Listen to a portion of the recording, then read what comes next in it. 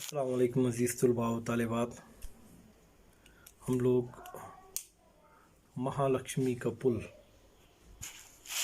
اس کہانی کو پڑھ رہے ہیں، افسانے کو پڑھ رہے ہیں، جس کو کرشن چندر نے لکھا ہے. یہ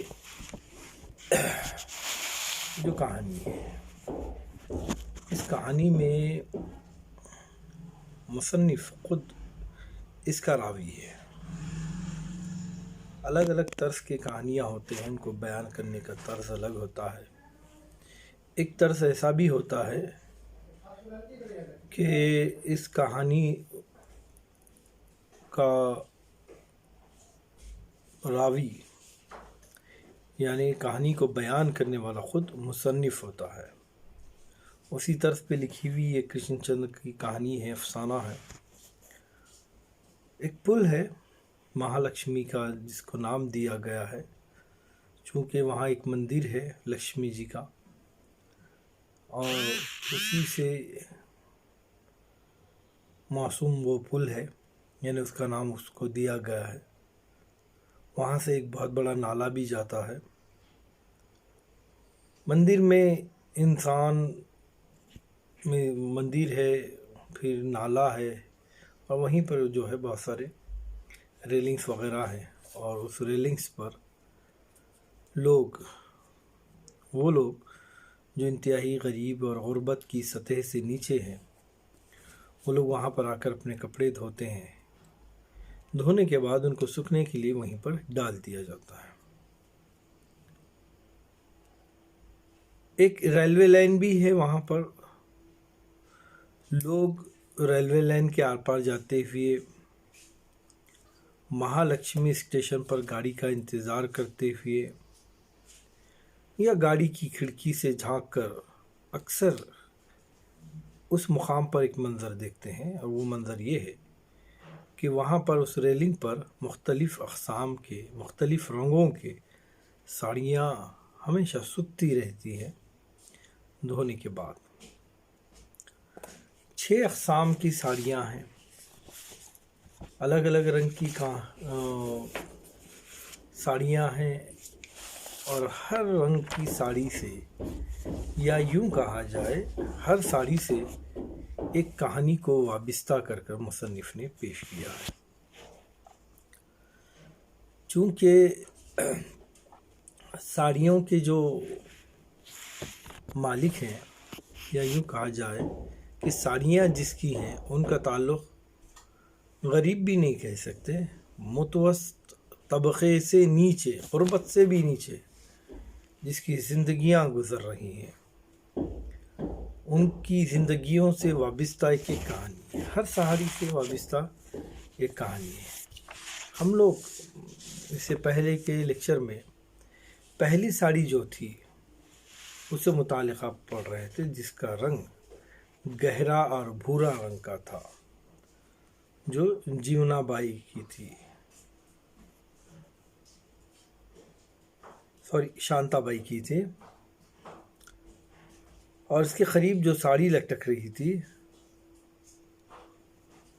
وہ شانتا بائی کی تھی. خیر، جیونا بائی، شانتا بائی، راوی کی بیوی خود ہے نا، جبو بھیا کی بیوی، اس قسم کی مختلف لوگوں کی وہاں پر ساڑیاں بھی سوکھ رہی تھی، اور ساڑیوں سے وابستہ کہانی ہے. ہر ایک کی اپنی زندگی ہے، معاشی پریشانیاں، زندگی کی پریشانیاں لگی ہوئی ہے. پہلی ساڑی جو تھی وہ شانتا بائی کی، اور ان کی مصروفیت یہ تھی کہ وہ برتن مانجنے کا کام کیا کرتی تھی. مختلف لوگوں کے گھر میں صبح جلد اٹھ کر جانا، برتن مانجنا، کپڑے دھونا، جھاڑو دینا، اس قسم کے کام کرنا. ظاہری بات ہے، غربت ہے، پیٹ پالنے کے لیے سب کرنا پڑتا ہے. اس کے اپنے 3 بچے تھے، یہ بھی ہم پڑھ چکے ہیں. ایک بڑی لڑکی تھی، 2 چھوٹے لڑکے تھے. بڑی لڑکی کی عمر 6 سال کی تھی. سب سے چھوٹا لڑکا 2 سال کا ہے، جبکہ شانتا بائی کا خاوند جو ہے، اس کا شوہر 7 مل کے کپڑے کھاتے میں کام کرتا ہے.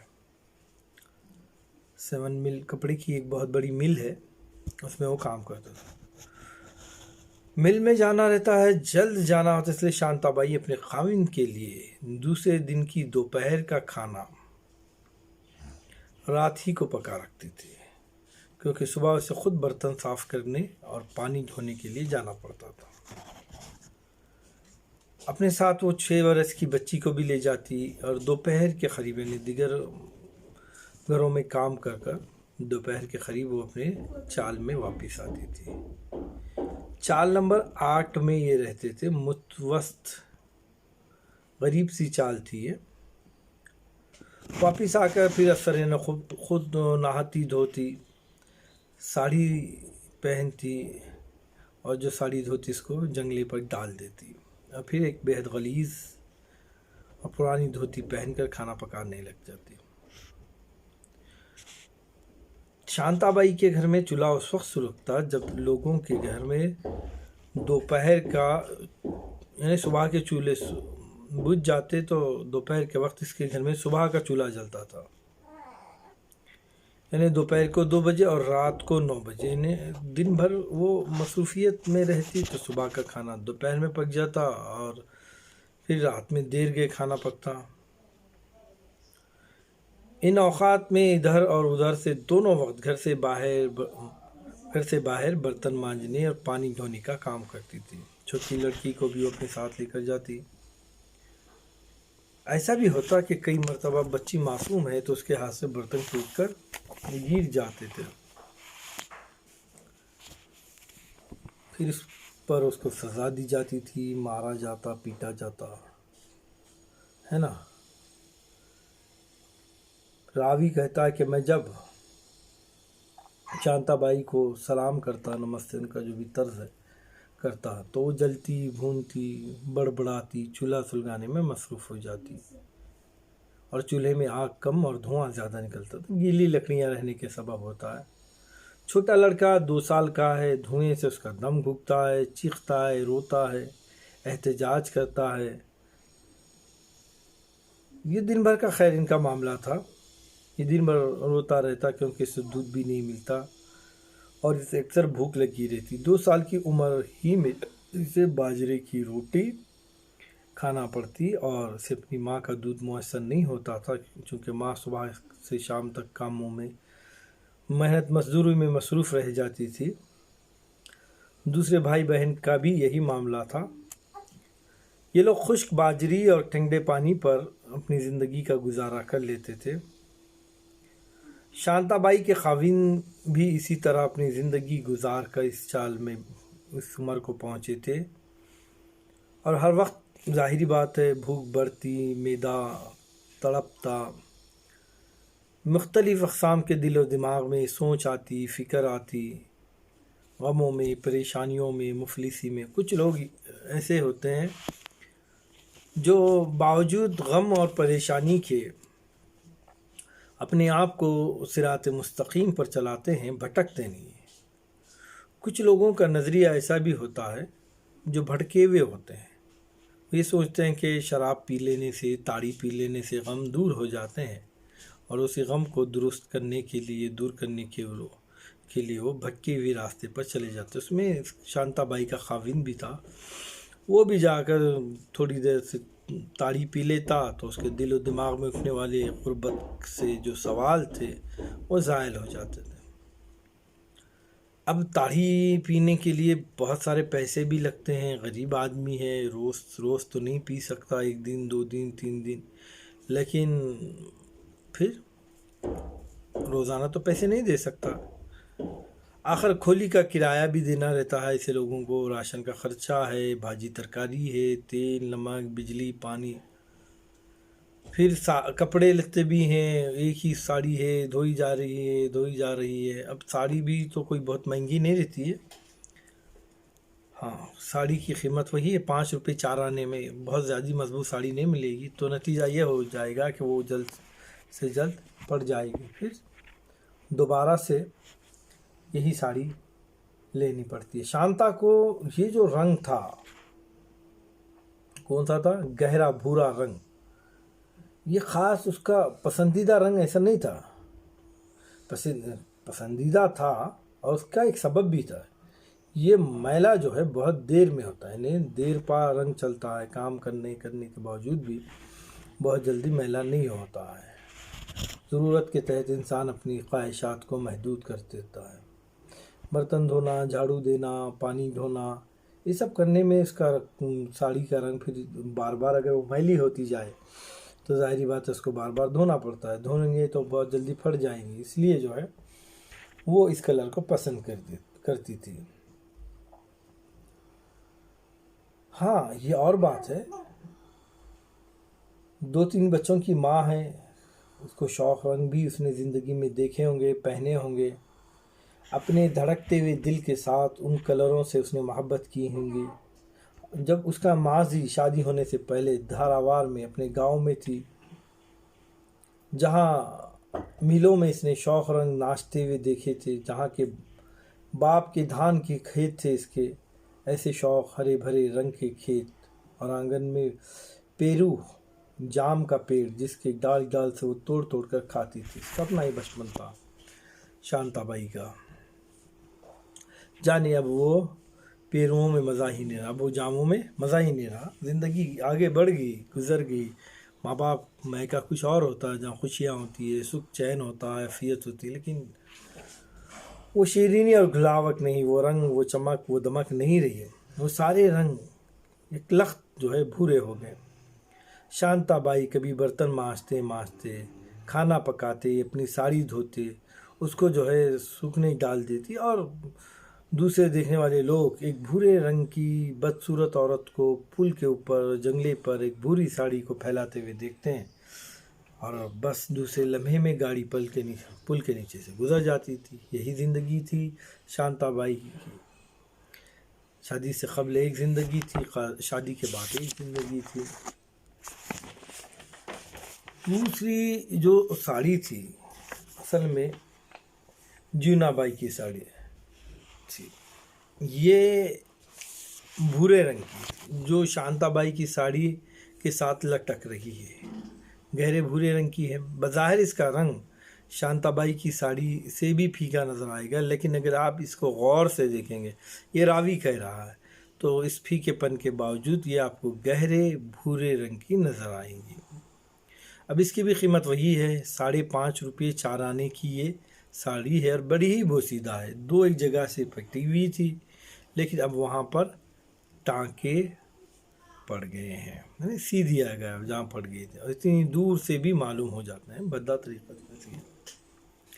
ہاں، آپ وہ بڑا ٹکڑا ضرور دیکھ سکتے ہیں جو گہرے نیلے رنگ کا ہے، اور اس ساڑی کے بیچ میں، جہاں سے یہ ساڑی بہت پھٹ چکی تھی، جہاں ان کی جیونا بائی کی ساڑی بہت پھٹ گئی تھی، انہوں نے گہرے رنگ کا جو ہے، گہرے نیلے رنگ کا ایک پیوند اس کو لگا دیے ہیں، جو بہت دور سے نظر آ جاتا ہے، جہاں سے ساڑی بہت پھٹ چکی تھی۔ یہ ٹکڑا جیونا بائی کی اس پہلی ساڑی کا ہے، اور اس دوسری ساڑی کو مضبوط بنانے کے لیے انہوں نے اس کو استعمال کیا ہے۔ جیونا بائی بیوہ ہیں، ان کے شوہر مر چکے ہیں، اس لیے وہ ہمیشہ پرانی چیزوں سے نئی چیزوں کو مضبوط بنانے کے ڈھنگ سوچا کرتی ہیں۔ پرانی یادوں سے نئی یادوں کی تلخیوں کو بھول جانے کی کوشش کیا کرتی ہیں۔ جیونا بائی اپنے اس خاوند کے لیے روتی رہتی ہے، جس نے ایک دن اسے نشے میں مار مار کر ایک آنکھ کی کانی کر دی تھی، یعنی ایک آنکھ پھوڑ ڈالی تھی۔ ان کا خاوند شرابی تھا اور ظلم بھی کرتا تھا، ان کو مارتا بھی تھا، لیکن بہرکیف رشتہ ہی ہوتا ہے۔ رشتے ایسے نہیں ہوتے کہ کسی نے ظلم کیا، ناانصافی کی، یا کچھ اونچ نیچ ہوئی اور رشتے توڑ دیا جائے۔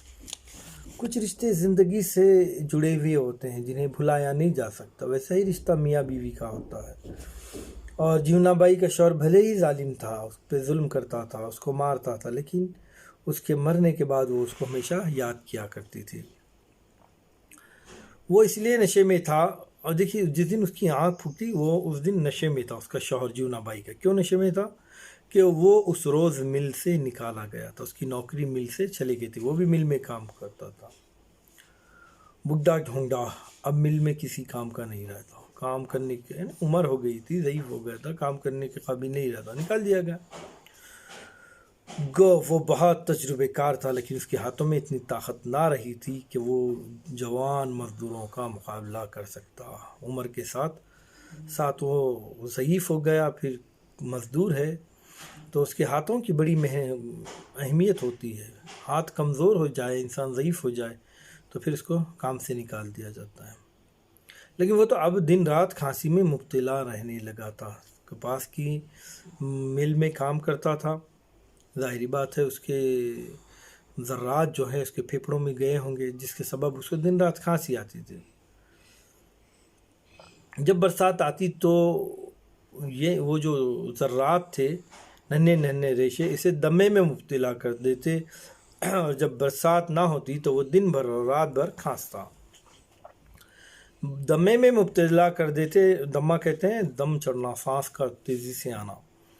ایک خشک اور مسلسل کھنکار گھر میں اور کارخانے میں جہاں وہ کام کرتا تھا سنائی دیتی رہتی۔ مل کے مالک نے اس کھانسی کی خطرناک گھنٹی کو سنا، سمجھ گیا کہ وہ ضعیف ہو گیا، اب اس کے زندگی کے دن زیادہ نہیں، لہذا اس نے کیا کیا، ڈھونگڈو کو، یہ جیونا بائی کے شوہر کا نام ہے، ڈھونگڈو کو مل سے نکال دیا۔ ڈھونگڈو اس کے 6 ماہ بعد مر گیا۔ جیونا بائی کو اس کے مرنے کا بہت غم ہوا، ہونا بھی چاہیے، شوہر تھا اس کا۔ یہ اور بات ہے کہ وہ ظالم تھا۔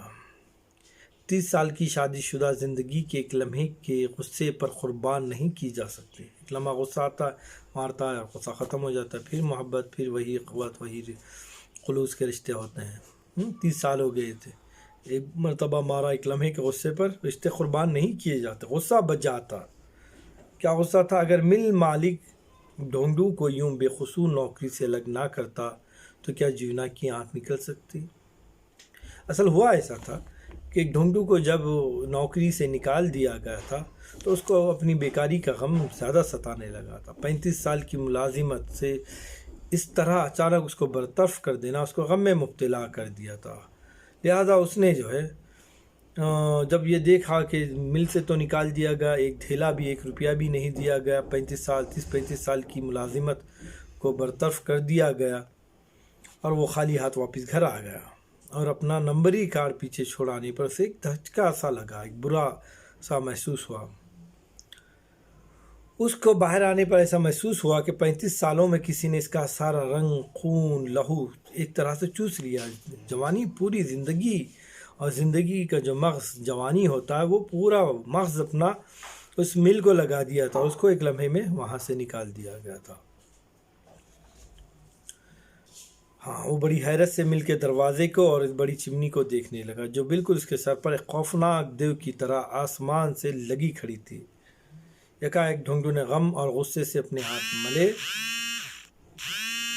زمین پر زور سے تھوکا اور پھر تاڑی خانے میں چلا گیا، اور وہاں سے وہ شراب پینے کا عادی ہوا۔ دیگر باتوں کو انشاءاللہ ہم دوسرے لیکچر میں پڑھیں گے۔ آج کے لیے اتنا کافی ہے۔ اللہ حافظ۔